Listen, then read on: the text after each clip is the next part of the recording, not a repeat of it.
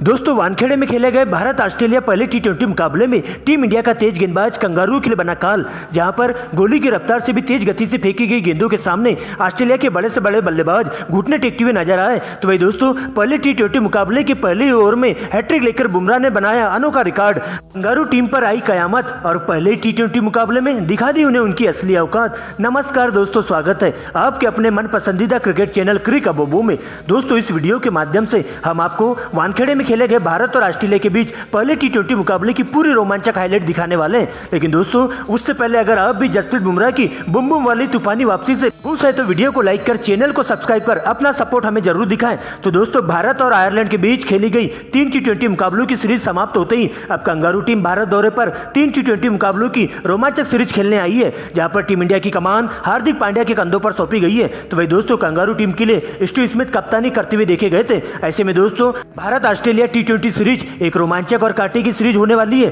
क्योंकि दोस्तों इस बार क्रिकेट इतिहास की दो दिग्गज टीमें भारत और ऑस्ट्रेलिया एक दूसरे से आपस में भिड़ने के लिए तैयार है। लेकिन दोस्तों इस बार वानखेड़े में शाम 7 बजे से टॉस किया जाता है, सिक्का उछाला जाता है और सीधा कंगारू टीम के कप्तान स्टीव स्मिथ के पक्ष में जाकर गिरता है, जहां स्मिथ टॉस जीतकर पहले बल्लेबाजी करने का निर्णय लेते। तो भाई दोस्तों टीम इंडिया को गेंदबाजी करने का न्योता दिया जाता है। दोस्तों इसके बाद कंगारू टीम की पारी की शुरुआत करने टीम के दो धाकड़ ओपनर बल्लेबाज मिशेल मार्श और ट्रेविस हेड मैदान पर आते हैं, जबकि दोस्तों भारतीय पारी के लिए पहले ओवर की गेंदबाजी करने के लिए तेज तर्रार गेंदबाज जसप्रीत बुमराह आते हैं, जहां पर बुमराह के द्वारा पहली ओवर में घातक गेंदबाजी का नजारा पेश किया जाता है, जहां पहली ओवर की पहली तेज गति से फेंकी गई गेंद कोण बदलकर अंदर की तरफ आती है, लेकिन अंपायर के द्वारा इस डिसीजन को नॉट आउट करार दे दिया जाता है। लेकिन दोस्तों इसके बाद इसी ओवर की अंतिम गेंद पर एक और तेज गति से फेंकी गई आउट स्विंग गेंद पर बल्ला अड़ाने के चक्कर में गेंद बल्ले का बाहरी किनारा लेते हुए सीधा विकेट कीपर ईशान किशन के दस्तानों में चली जाती है और इस प्रकार से ट्रेविस हेड बिना खाता खोले ही पवेलियन का रास्ता नाप लेते हैं। लेकिन इसके बाद मिशेल मार्श का साथ देने मैदान पर कप्तान स्टीव स्मिथ आते हैं, जहां पर दोस्तों दूसरे ओवर की गेंदबाजी करने के लिए सबसे पहले तेज तर्रार गेंदबाज अर्शदीप आते हैं और शुरुआत में ही अर्शदीप अपनी लाइन लेंथ से पूरी तरह भटकते हुए दिखाई देते हैं और लगातार 2 गेंदें नो फेंक देते हैं। इसके बाद शानदार तरीके से फायदा उठाते हुए मिशेल मार्श दोनों ही 9 गेंदों पर बड़ा शॉट लगाते हुए 2 छक्के लगा देते हैं और आगे भी एक चौका लगाते हुए इस ओवर में 18 रन बटोर लेते हैं। वही दोस्तों इसके बाद तीसरे ओवर की गेंदबाजी करने के लिए उमरान मलिक आते हैं, जहां पर दोस्तों दोनों ही बल्लेबाजों का विकराल रूप देखने को मिलता है और दोनों ही बल्लेबाज मिलकर 2 छक्के और 2 चौके की मदद से 20 रन कूट देते हैं। इस प्रकार से दोनों ही बल्लेबाज अपने अंदाज में बल्लेबाजी करते हुए चले जाते हैं और अच्छी गेंदों को छोड़ते हुए खराब गेंदों पर बड़ा शॉट मारना चालू कर देते हैं। शानदार रनिंग बिटवीन करते हुए दोनों ही बल्लेबाजों के बीच में मात्र 28 गेंदों में 50 रनों की अटूट साझेदारी पूरी हो जाती है और इस प्रकार से कंगारू टीम एक विकेट गंवाकर स्कोर बोर्ड पर 6 ओवर की समाप्ति में 60 रन बना लेती है। लेकिन दोस्तों इसके बाद कप्तान हार्दिक पांड्या 7वें ओवर की गेंदबाजी करने के लिए एक बार फिर से टीम इंडिया के खूंखार गेंदबाज जसप्रीत बुमराह के हाथों में गेंदबाजी थमा देते हैं, जहां पर बुमराह की पहली फुलटॉस गेंद पर तेज तर्रार अंदाज में बल्लेबाजी करते हुए मिशेल मार्श जोरदार छक्का लगा देते हैं और अपना तूफानी अर्धशतक पूरा कर लेते हैं। लेकिन दोस्तों अगली ही गेंद पर एक और बड़ा शॉट मारने के चक्कर में सीमा रेखा के पास कैच आउट हो जाते हैं, जहां पर मिशेल मार्श 52 रन बनाकर पवेलियन का रास्ता नाप लेते हैं। जिसके बाद कैमरन ग्रीन मैदान पर आते हैं, लेकिन इसी ओवर की अंतिम गेंद पर विकेट कीपर ईशान किशन के द्वारा शानदार कैच के जरिए उन्हें पवेलियन का रास्ता दिखा दिया जाता है और इस प्रकार से एक ही ओवर में 2 विकेट लेकर कहीं ना कहीं जसप्रीत बुमराह कंगारू टीम के ताबूत में कील ठोकने का काम कर जाते हैं। लेकिन दोस्तों इसके बाद स्टीव स्मिथ का साथ देने के लिए नए बल्लेबाज के रूप में विस्फोटक बल्लेबाज मैक्सवेल आते हैं और दोनों ही बल्लेबाज संभल कर खेलते हुए और कोई विकेट गंवाए बिना देखते देखते टीम इंडिया के तेज गेंदबाजों पर काल बनकर टूट पड़ते हैं, जहां पर अच्छी गेंदों को छोड़ते हुए खराब गेंदों पर बड़ा शॉट मारना चालू कर देते हैं। लेकिन दोस्तों इसी बीच 11वें ओवर की गेंदबाजी करने के लिए स्पिन के जादूगर अक्षर पटेल मैदान पर आते हैं, जहां पर स्टीव स्मिथ का विकराल रूप देखने को मिलता है और अक्षर पटेल की पहली ही यार्कर गेंद पर करारा प्रहार करते हुए गेंद को दर्शक दीर्घा में 6 रनों के लिए भिजवा देते हैं और इस प्रकार से स्टीव स्मिथ मात्र 28 गेंदों में अपना तूफानी अर्धशतक जड़ देते हैं और इस प्रकार से इसी ओवर की अंतिम गेंद पर एक और लमसम छक्का लगा देते हैं। तो भाई दोस्तों इसके बाद 13वें ओवर में सबसे पहले यूसी चहल को टारगेट करते हुए पहली गेंद पर चौका जड़कर अगली गेंद पर सिंगल लेकर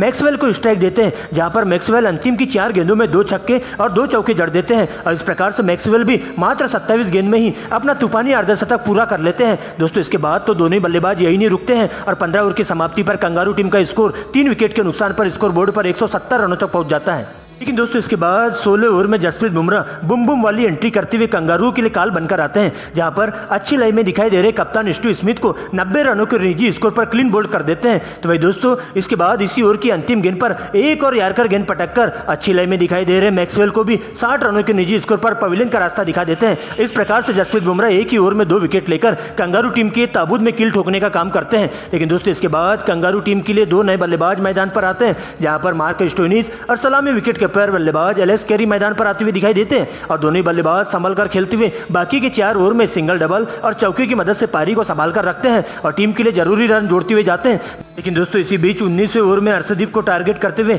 एलेक्स कैरी सबसे पहले 2 छक्के और 1 चौके की मदद से 14 रन कूट देते हैं। तो भाई दोस्तों 20वें ओवर की गेंदबाजी करने खुद कप्तान हार्दिक पांड्या आते हैं, जहां पर सबसे पहले एलेक्स कैरी और मार्क स्टोइनिस दोनों बल्लेबाज मिलकर 2 छक्के और 2 चौकों की मदद से 20 रन कूट देते हैं और इस प्रकार से कंगारू टीम पूरे 20 ओवर के खेल में 5 विकेट के नुकसान पर स्कोर बोर्ड पर 220 रन बना लेती है और टीम इंडिया को इस मुकाबले में जीत हासिल करने के लिए 221 रनों का टारगेट दिया जाता है। दोस्तों इसके बाद भारतीय पारी का आगाज करने के लिए टीम के 2 धाकड़ ओपनर बल्लेबाज शुभमन गिल और ईशान किशन मैदान पर आते हैं, जिनके कंधों पर टीम इंडिया को ठोस शुरुआत देने की जिम्मेदारी होती है। तो वही दोस्तों कंगारू टीम के लिए पहले ओवर की गेंदबाजी करने के लिए टीम के सबसे खूंखार विकेट टेकर गेंदबाज मिचेल स्टार्क आते हैं, जहां पर पहले ओवर की पहली फुलटॉस गेंद पर ईशान किशन के द्वारा खूबसूरत सी कवर ड्राइव के माध्यम से 4 रन बटोर लिए जाते हैं। वही दोस्तों इसके बाद मिचेल स्टार्क शानदार वापसी करते हैं और इसी ओवर की चौथी गेंद पर तेज गति से फेंकी गई गेंद पर बल्ला अड़ाने के चक्कर में गेंद बल्ले का बाहरी किनारा लेते हुए सीधा विकेट कीपर एलेक्स कैरी के दस्तानों में चली जाती है। तो वही दोस्तों इसी ओवर की अंतिम गेंद पर सिंगल को डबल में कन्वर्ट करने के चक्कर में शुभमन गिल भी बिना खाता खोली पवेलियन का रास्ता नाप लेते हैं,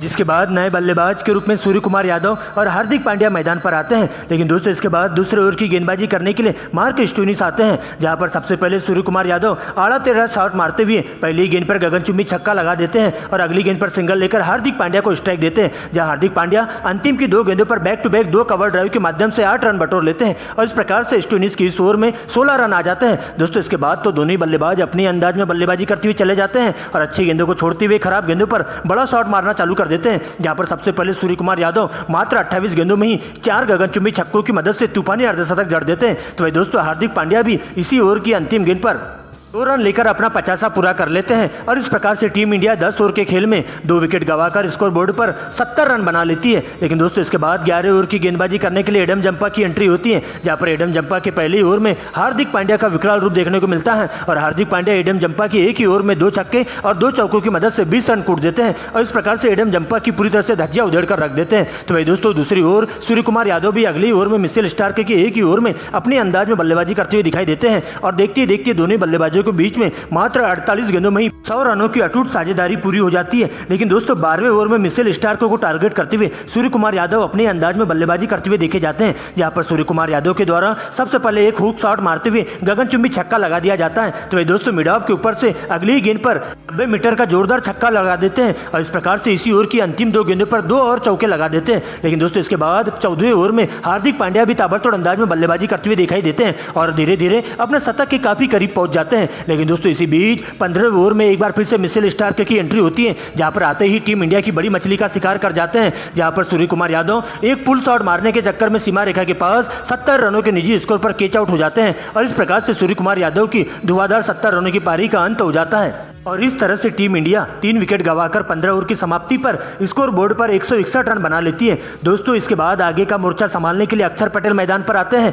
और हार्दिक पांड्या का बखूबी साथ देते हुए लगातार स्ट्राइक रोटेट करते हुए चले जाते हैं, क्योंकि दोस्तों अगली 30 गेंदों में टीम इंडिया को इस मुकाबले में जीत हासिल करने के लिए 60 रनों की दरकार होती है। यहाँ पर सबसे पहले 16 ओवर की गेंदबाजी करने के लिए पेट कमिंस आते हैं और अक्षर पटेल अपने हाथ खोलते हुए इसी ओवर में 2 छक्के और 2 चौकों की मदद से 20 रन कूट देते हैं। तो भाई दोस्तों इसके बाद 17 ओवर की गेंदबाजी करने के लिए स्पिन गेंदबाज एडम जंपा आते हैं, जहां पर हार्दिक पांड्या का विकराल रूप देखने को मिलता है और हार्दिक पांड्या एडम जंपा की एक ही ओवर में 2 चौके और 2 गगनचुंबी छक्कों की मदद से 20 रन कूट देते हैं और इस तरह से हार्दिक पांड्या मात्र 44 गेंदों में ही अपना तूफानी धुआंधार शतक पूरा कर लेते हैं। लेकिन दोस्तों इसके बाद 19वें ओवर की गेंदबाजी करने के लिए ऑस्ट्रेलिया के खूंखार गेंदबाज एक बार फिर से पेट कमिंस की एंट्री होती है, जहां पर हार्दिक पांड्या इनका सामना होता है और हार्दिक पांड्या पेट कमिंस के पहली फुलटॉस गेंद पर करारा प्रहार करते हुए जोरदार छक्का लगा देते हैं। तो भाई दोस्तों इसी ओवर की अंतिम गेंद पर एक और खूबसूरत सी कवर ड्राइव लगाकर 4 रन बटोर लेते हैं और इस प्रकार से पेट कमिंस के एक ही ओवर में 10 रन आते हैं। दोस्तों इसके बाद अंतिम की 6 गेंदों में टीम इंडिया को इस मुकाबले में जीत हासिल करने के लिए 10 रनों की दरकार होती है।